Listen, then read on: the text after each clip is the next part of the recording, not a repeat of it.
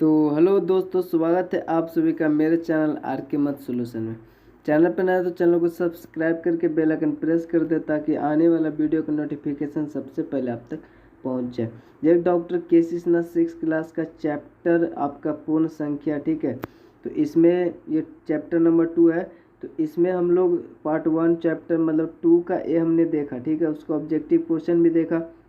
अब यहाँ पे हम लोग पूर्ण संख्या से जो भी रिलेटेड यहाँ पे गुण वगैरह है और भी बहुत सारे हैं इसमें, तो 2 का बी है। तो ये हम देखेंगे। सबसे पहले इसमें हम लोग बेसिक देखेंगे ताकि आपको क्लियर हो जाए जो भी कंसेप्ट वगैरह है, ठीक है। और ये जो भी हम लोग पढ़ेंगे वो शायद आपको आगे इतना डिटेल्स में नहीं दिया हुआ रहता है, ठीक है। होता भी है तो इतना कोई ध्यान भी नहीं देता, ठीक है। इसलिए अभी से ही आप ध्यान दें। देखिए, पूर्ण संख्याओं के गुण के बारे में तो यहाँ पे सबसे पहला गुण जो है वो है समृद्ध गुण। तो इस गुण के अनुसार क्या है, ये एक्चुअली है क्या, तो समृद्ध गुण में क्या होता है कि जब हम दो पूर्णांक पूर्ण संख्या का मतलब आप समझते होंगे। पूर्ण संख्या मतलब 0 1 2 3 ये सब जो है पूर्ण संख्या हुआ, ठीक। तो 0 से स्टार्ट हुआ जो भी डॉट डॉट डॉट वो सभी पूर्ण संख्या हुआ, ठीक है। तो जब हम दो पूर्ण संख्या को जोड़ेंगे तो हमें हर बार एक पूर्ण संख्या ही मिलेगा। जैसे 6 और +5 ये भी एक पूर्ण संख्या, ये भी एक पूर्ण संख्या, ठीक है। तो 11 जैसे कि हमें बहुत सारे एग्जाम्पल है। तो यहाँ पे सर्वप्रथम हम दो पूर्ण संख्याओं के योगफल का निरीक्षण करते हैं। तो यहाँ पे देखिए, ये भी 4 एक पूर्ण संख्या और 7 भी एक पूर्ण संख्या। उसी प्रकार से यहाँ पे जो भी लिया हुआ है एग्जाम्पल में सभी एक पूर्ण संख्या है। तो 8 + 2 यहाँ पे 10 हो गया। तो 10 भी एक पूर्ण संख्या, इधर 8 भी पूर्ण संख्या था और 2 भी पूर्ण संख्या था, ठीक है।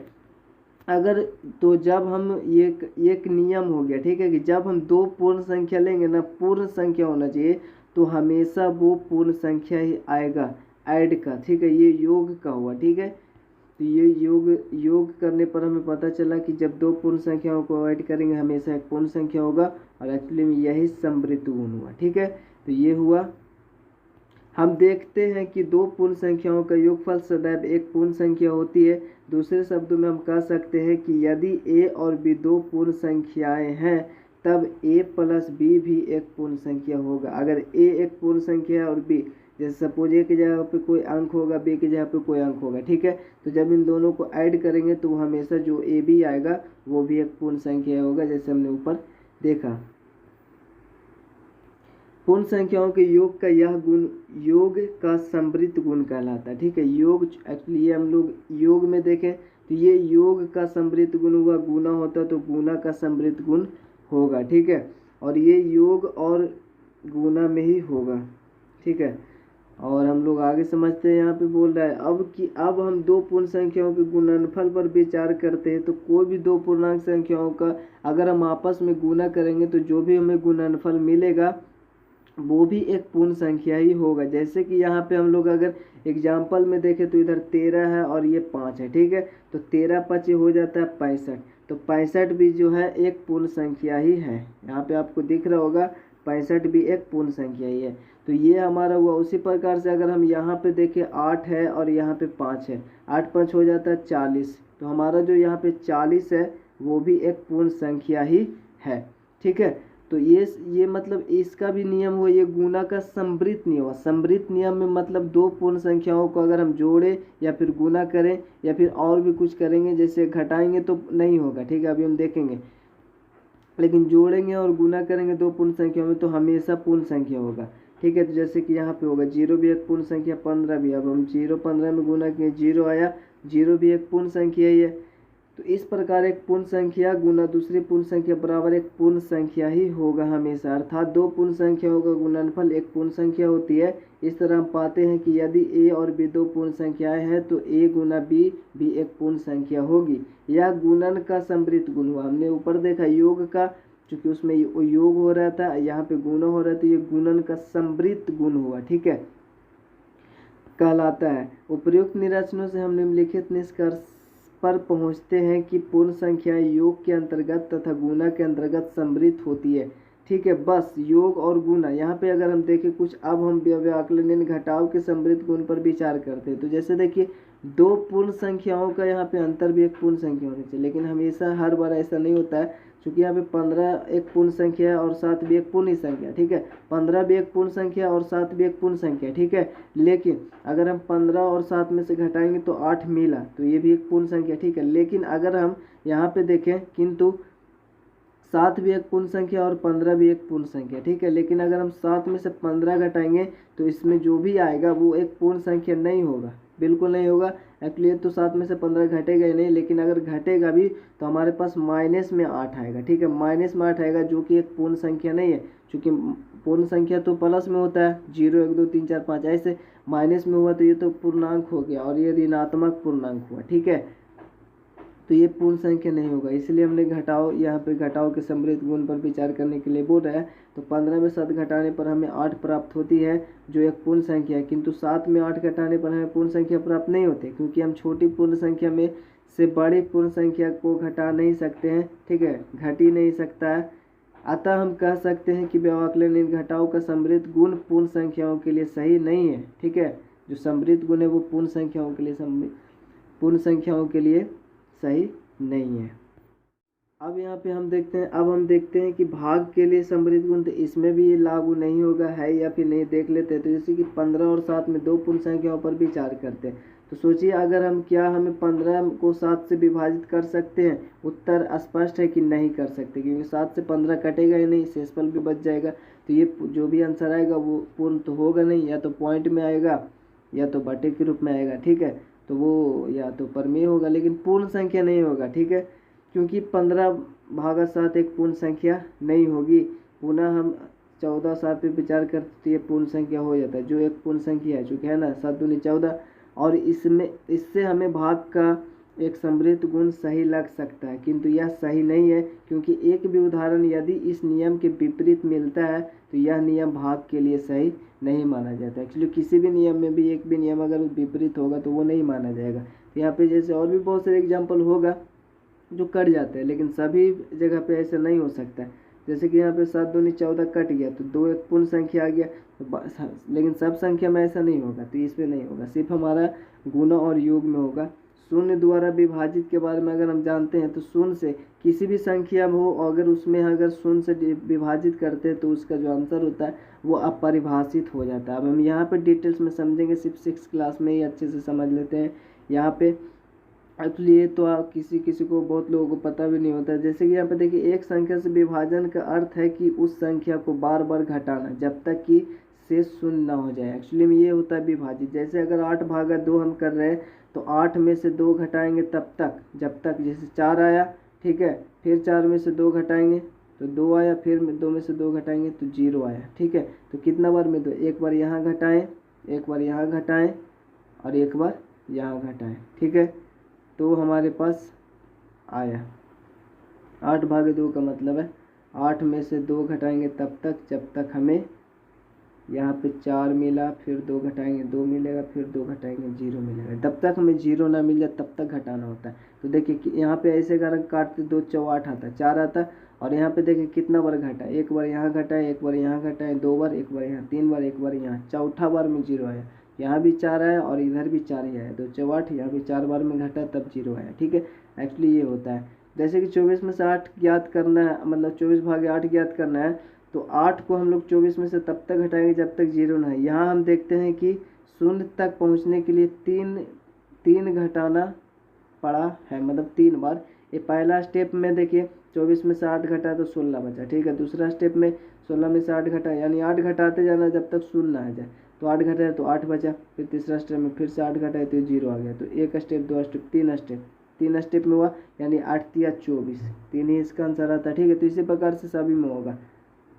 लेकिन यहाँ पे अगर 0 से डिवाइड करना है तो हम लोग को तब तक घटाना होगा 0 को जब तक 0 ना आ जाए। तो ऐसा हम लोग अनंत तक करते रह जाएंगे, लेकिन कभी भी ऐसा नहीं होगा, क्योंकि किसी भी संख्या में से 0 घटाएंगे तो वो तो 0 का कुछ वैल्यू नहीं है, तो वो उतना ही रह जाएगा, ठीक है, हमेशा उतना ही रह जाएगा। देखिए हर बार उतना ही रह जाएगा, ठीक है। 0 घटाएंगे तो 5 बचा, फिर 5 में से 0 घटाएंगे 5 ही बचेगा। इस प्रकार से घटते रहेगा, यानी ये अपरिभाषित रूप से रहेगा, यानी परिभाषित नहीं है। तो यहाँ पे देखिए प्रत्येक बार घटाने पर हमें पुनः 5 प्राप्त होता है। यह प्रक्रिया कभी समाप्त नहीं होगी, इसलिए हम कह सकते हैं कि 5/0 परिभाषित नहीं है। एक्चुअली ये होता है, ठीक है। तो हमने शून्य से रिलेटेड समझ लिया। अब हम यहाँ पे देखिए क्या बोल रहे हैं, पूर्ण संख्याओं के बीजीय गुणन के बारे में हम लोग पढ़ेंगे। तो जैसे कि वो सब नियम था उसी प्रकार से ये कुछ नियम है। पहला में है क्रम विनिमय नियम। क्रम विनिमय नियम मतलब कि कोई भी दो पूर्ण संख्या होगा तो उसमें अगर हम लोग क्रम को चेंज कर देंगे, जैसे कि 4 + 2 बराबर यहाँ पे 6 होता है, तो इसको अगर चेंज कर दें, इसको 2 इधर कर दे 4 इधर कर दे, 2 अगर 2 हम इधर कर देते हैं और 4 इधर कर देते हैं तो भी 6 ही आएगा, ठीक है। तो यही क्रम विनिमय नियम होता है। और ये किस किस में लागू होता है ये देखना होगा। जोड़ में होता है, घटाव में होता है कि नहीं होता है, गुना में होता है, भागा में होता है। तो जिसमें होगा उसमें क्रम विनिमय नियम होगा। जोड़ का क्रम विनिमय नियम अगर होगा जोड़ में तो गुना का क्रम विनिमय नियम, ठीक है। तो यदि हम जोड़ चिन्ह से जुड़े दो पूर्ण संख्याओं के क्रम को बदल दे और उसका परिणाम अपरिवर्तित रहे तब यह क्रम परिवर्तित योग की क्रम विनिमय नियमता कहलाती है। अगर जोड़ में ऐसा होगा तो हम इसको जो योग की क्रम विनिमयता नियम इसको कहेंगे। जैसे कि हम यहाँ पे 3 + 8 पे विचार करेंगे, 11 होगा और इसका क्रम बदल देने पर क्रम इसको 8 इधर 3 इधर कर देंगे, 8 इधर 3 इधर तो भी 11 रहता है, ठीक है। तो यहाँ पूर्ण संख्याओं के क्रम बदलने से दोनों का योग अपरिवर्तित रहता है। तो इसी तरह के क्रम परिवर्तित को योग की क्रम विनिमयता कहा जाता है, ठीक है। तो योग में हो जाएगा, चाहे आप जो भी संख्या ले लें, जो भी दो संख्या को योग करेंगे और उसका क्रम चेंज कर योग करेंगे तो भी इतना ही आएगा। यह नियम पूर्ण संख्याओं के किसी भी युग्म के लिए सही है। योग क्रम विनिमय नियम, यदि a और b दो पूर्ण संख्या हैं तो a + b जोड़ो या फिर b को इधर कर दो a को इधर कर दो, b + a जोड़ो, दोनों इक्वल ही रहेंगे, ठीक है। तो ये हो गया योग का क्रम विनिमय नियम। दूसरा है गुना का क्रम विनिमय नियम। तो यहाँ पे गुना में भी वैसे ही होता है, 4 × 5 या 5 × 4, बात एक ही है, ठीक है। या इस प्रकार 4 × 5 या 5 × 4 दोनों इक्वल है, ये सभी में लागू, सभी संख्या में लागू होगा। तो यहाँ हम देखते हैं कि पूर्ण संख्याओं के एक युग्म क्रम बदलकर गुना करने पर परिणाम में कोई परिवर्तित नहीं होता है, अर्थात पूर्ण संख्याओं के किसी भी युग्म के लिए गुणन का क्रम विनिमय नियम सही है। अतः हम कह सकते हैं कि पूर्ण संख्याओं के लिए गुणन क्रम विनिमय नियम है। गुणन का क्रम विनिमय नियम, यदि a और b कोई दो पूर्ण संख्याएं हो तो जैसे कि a और गुना b करेंगे तो ये उसको इधर कर देंगे, इसको इधर कर देंगे, b गुना a, तो दोनों इक्वल रहेगा। ये हर संख्या में जैसे कुछ भी ले लेंगे, 8 × 4 या फिर 4 × 8, दोनों इक्वल ही रहेगा ना। तो ये होता है गुना का क्रम विनिमय नियम। लेकिन इस तरह हम देखते हैं कि पूर्ण संख्याओं के लिए योग और गुणन दो ही क्रम विनिमय नियम हैं। जैसे कि तीसरा में है व्यवकलन और भाग में हम देखते हैं कि क्रम विनिमय नियम जो है वो लागू नहीं होता। उदाहरण में 5 - 3 है यहाँ पे, ठीक है। तो क्या हम 3 इधर कर देंगे, जैसे 3 इधर कर दिया और 5 इधर कर दिया तो दोनों इक्वल होंगे। इसको हम लोग घटाने पर हमारे पास आएगा 2, ठीक है।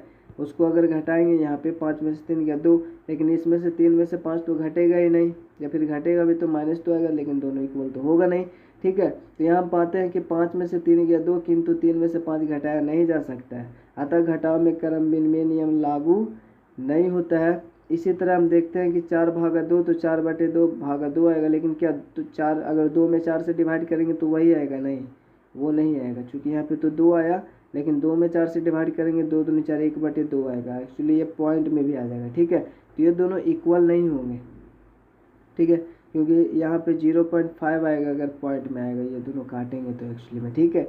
और यहाँ पे 2 आता है, तो दोनों में अंतर है, तो स्पष्टता ये दोनों इक्वल नहीं हो सकते, अतः भाग में भी क्रम विनिमय नियम लागू नहीं होता है। क्योंकि यहाँ पे देखिए आसानी से आप लोग समझ गए 2 दूनी 4 आएगा, लेकिन यहाँ पे देखिए इस प्रकार से, इसमें तो ऐसे होगा 2 दूनी 4, 1/2 आएगा, और 2 में 1 से डिवाइड करेंगे इस प्रकार से तो होगा नहीं, तो 0 देकर पॉइंट देंगे तो यहाँ पे 10 आएगा, तो 2 × 5 = 10 अब कटेगा, यानी 0.5 आया कि नहीं आया, ठीक है। अब उसी प्रकार से योग और गुणन की सहचारिता नियम में 3 संख्या होगा और उसमें योग में देखेंगे और गुणन में देखेंगे। 3 संख्या होगा तो 3 संख्या में किसी भी 2 संख्या का योग में अगर तीसरा संख्या जोड़ेंगे तो भी उतना ही रहेगा, ठीक है। और गुणन में भी वही है कि किसी भी 2 संख्या गुना कर तीसरा गुना करेंगे तो भी उतना ही रहेगा। जैसे कि यहाँ पे एग्जाम्पल है, निम्नांकित उदाहरण को देखिए, 5 + 3 + 8 है, ठीक है। तो यहाँ पे यहाँ पे इसको जोड़ दिया है, पहले इन दोनों का योग में 8 को जोड़ा है, ठीक है, तो भी 16 आया है। लेकिन दूसरा में है कि सबसे पहले इन दोनों यानी किन्हीं दो संख्याओं का योग में तीसरा को जोड़ेंगे तो कोई दिक्कत नहीं, किन्हीं दो, ठीक है। तो जैसे कि यहाँ पे 8 5, इसमें जो अब यहाँ पे दूसरा बी में जो एग्जाम्पल, इसमें 8 5 को पहले जोड़ा, 8 5 13, उसके बाद 3 को जोड़ा, ठीक है, तो भी 16 ही आया। यहाँ पे 8 3 को पहले जोड़ता, फिर 5 को जोड़ता, तो भी 16 ही आता, ठीक है। तो ये होता है सहचारता नियम। तो ए में हम देखते हैं कि 3 और 5 को जोड़कर प्राप्त जोड़ में 8 जोड़ा गया है, और बी में हम देखते हैं कि 5 और 8 को जोड़कर योग में 3 जोड़ा गया है। हम देखते हैं कि दोनों स्थितियों में योगफल समान यानी कि 16 प्राप्त होता है। यह पूर्ण संख्याओं का सहचार गुण कहलाता है। घटाव और भाग में सहचार गुण लागू नहीं होगा, जैसे कि हमने ऊपर से देखते आ रहे हैं घटाव भाग में वो सब नियम लागू नहीं हो रहा है, और भी पीछे भी हमने देखा, तो उसी प्रकार से नहीं होता है। और जिस प्रकार से हमारे ये गुणन की योग और गुणन का भी उसी प्रकार से, जैसे 5 गुना 3 है और प्लस 4 है, तो या तो हम इस गुना 4 है, सॉरी सब में गुना रहेगा, 5 या 15 15 चौ 60, या फिर 4 या 12 12 25 60, या 5 24 20 60। तो किन्हीं दो संख्याओं को गुना करके तीसरा में गुना करेंगे तो भी उसी प्रकार से होगा जैसे योग में हुआ। पांचवा, योग पर गुणन का वितरण नियम। वितरण नियम क्या होता है? योग पर यहाँ पे बोल रहा है, ये एक्चुअली घटाओ पर भी होता है, ठीक है, घटाओ पर भी गुणन का वितरण नियम होता है। तो यहाँ पे देखिए एग्जाम्पल से आप समझिए, यहाँ पे योग पर गुणन का वितरण नियम यहाँ पे था, सॉरी वहाँ पे दूसरा था, योग पर गुणन का वितरण नियम। तो यहाँ पे योग है, देख रहे हैं बीच में, योग पर गुणन का वितरण नियम ये होता है। इसमें क्या होता है, या तो हम पहले जोड़कर इसमें गुना करें, ठीक है, या फिर हमें यहाँ पे सबसे पहले, जैसे ब्रैकेट का मतलब क्या होता है, दोनों, और 5 और प्लस 3 है इसमें अंदर, इसका मतलब इन दोनों का योग से गुना हुआ, जैसे 6 गुना 8 से गुना हुआ। तो इसमें तो 8 में तो 5 और 3 दोनों है, तो एक्चुअली 8 6 का 48 जो आया, तो 8 से गुना हुआ, तो मतलब इसमें अंदर 5 भी है 3 भी है, तो दोनों से गुना हुआ ना 6 में। तो या तो हम सबसे इसमें जोड़कर इसे ऐसे गुना हुआ 8 6 का 48, या तो हम सबसे पहले अलग अलग गुना कर देते उसके बाद जोड़ते। जैसे पहले हम 6 में 5 से गुना करते, 6 5 30, फिर 6 3 18, बीच में प्लस था तो प्लस, तो पहले गुना कर लिया उसके बाद जोड़ेंगे तो भी 48 ही आएगा, ठीक है। तो यही होता है वितरण नियम एक्चुअली में, ठीक है। ये सब आप याद रखें ताकि क्वेश्चन जैसे भी पूछा जाए आपको से बन जाए। तो हम देखते हैं ये हुआ। अब यहाँ पे देखिए दूसरा में क्या बना, पहले गुना हुआ, पहले इसमें गुना कर दिया है, फिर इसमें गुना कर दिया, बीच में प्लस, तो प्लस, घटाओ होता तो घटाओ, ठीक है, और इसमें गुना कर दिया है, तो ये हुआ। अब पहले गुना हुआ 6 5 30 और 6 3 18, और 30 18 48 हुआ। तो ये होता है वितरण नियम, योग पर वितरण नियम। घटाओ होता तो घटाओ पर वितरण नियम होता, तो ये होता है। तो इसको हम लोग ऐसे भी लिख सकते हैं, पहले गुना इन दोनों में, ठीक है, या फिर इसको हम लोग ऐसे भी लिख सकते हैं। कैसे लिखेंगे, दोनों में 6 है तो 6 को कॉमन ले लेंगे, जब कॉमन ले लेंगे तो बचेगा इधर 5, चूँकि 6 कॉमन ले लें, इधर भी 6 कॉमन लिए हैं तो बचा इधर 3, बीच में प्लस है तो प्लस 3, या फिर इसको हम लोग फिर से ऐसे लिख सकते हैं, ठीक है। तो ये होता है, यह योग पर गुणन का वितरण गुण कहलाता है। योग पर गुणन का वितरण नियम, यदि ए बी सी कोई 3 पूर्ण संख्याएं हैं तो ये होता है, ए गुना बी प्लस सी, तो पहले ए गुना बी और फिर प्लस, तो प्लस ए गुना सी, ये होता है। उदाहरण में 6 गुना 5 प्लस 3, तो सबसे पहले ये तो एग्जाम्पल था ही ऊपर में। अब हमारा 6 में है कि पूर्ण संख्याओं के योग के लिए तत्समक का मतलब क्या होता है कि किसी भी संख्या में अगर हम, कौन ऐसा संख्या है जो किसी भी संख्या में जोड़ने पर उसमें उसका मान परिवर्तित नहीं होगा, ठीक है, योग का वो तत्समक होगा जो भी हो। और कौन ऐसा संख्या है जिसमें हम लोग गुना करेंगे तो उसका संख्या में परिवर्तन नहीं होगा, किसी भी संख्या में गुना कर दे उसके मान में परिवर्तित नहीं आता है, तो वो होगा गुना का तत्समक, ठीक है। तो पूर्ण संख्याओं के योग के लिए तत्समक सबसे पहले हम देखते हैं, तो योग में शून्य एक विशेष स्थान है, एक पूर्ण संख्या परिवर्तित रहती है यदि यह शून्य 0 में, मतलब शून्य में जोड़ा जाता है, ठीक है। किसी भी तरह की संख्या 8 में 6 में 0 जोड़ेंगे तो भी वो 6 रहेगा। तो ये जो हुआ 0 हुआ, योग का तत्समक हुआ, अर्थात a प्लस 0 बराबर यहाँ पे a ही रहेगा, या फिर किसी में 0 में कोई संख्या जोड़ो या कोई संख्या में 0 जोड़ो, ठीक है, बात एक ही है। शून्य को पूर्ण संख्याओं के योग के लिए तत्समक अवयव कहते हैं। गुणन में शून्य का महत्व देखिए तो गुना में क्या है, किसी भी संख्या में गुना होगा शून्य से वो भी शून्य हो जाएगा पूरा। तो गुणन में शून्य का विशेष महत्व है। यदि किसी संख्या को शून्य से गुना किया जाता है या शून्य को किसी संख्या से गुना किया जाता है तब परिणाम शून्य प्राप्त होता है। जैसे कि यहाँ पे एग्जाम्पल देख सकते हैं, ये तो आप सभी को पता भी होगा। तो पूर्ण संख्याओं के लिए, और पता नहीं तो यहाँ पे देख लीजिए, ठीक है। पूर्ण संख्याओं के लिए गुणन तत्समक। अब गुणन तत्समक मतलब हमने अभी बात के ऊपर, तो गुणन में एक का खास महत्व है। कोई भी पूर्ण संख्या अपवर्तित रहती है, यदि उसे एक से गुना किया जाए तो या फिर एक को संख्या से गुना किया जाता है तो एक को पूर्ण संख्या के लिए गुणन तत्समक कहा जाता है। चूंकि इसका मान अपवर्तित रहता है, 15 × 1 तो भी 15 ही रहेगा, और 1 × 15 तो भी 15 ही रहेगा। यहाँ पे 1 लिखा हुआ, मिस्टेक हो गया होगा, ठीक है, ये 15 ही रहेगा। तो 1 हुआ गुणन तत्समक, 0 हुआ योग तत्समक।